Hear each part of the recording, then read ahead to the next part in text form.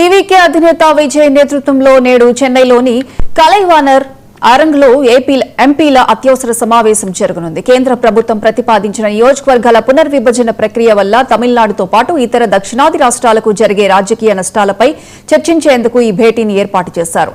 తమిళనాడుకు చెందిన అన్ని రాజకీయ పార్టీల లోక్సభ, రాజ్యసభ ఎంపీలను విజయ్ ఈ భేటీకి ప్రత్యేకంగా ఆహ్వానించారు. ఢిల్లీలోని తమిళనాడు హౌస్ ద్వారా పార్లమెంట్ సభ్యులందరికీ అధికారికంగా ఆహ్వాన పత్రాలు పంపించారు. జనాభా ప్రాతిపదికన డీలిమిటేషన్ చేపడితే తమిళనాడు సీట్ల సంఖ్య గణనీయంగా తగ్గి కేంద్రంలో రాష్ట్ర ప్రాతినిధ్యం బలహీనపడుతుందని విజయ్ తీవ్ర ఆందోళన వ్యక్తం చేస్తున్నారు.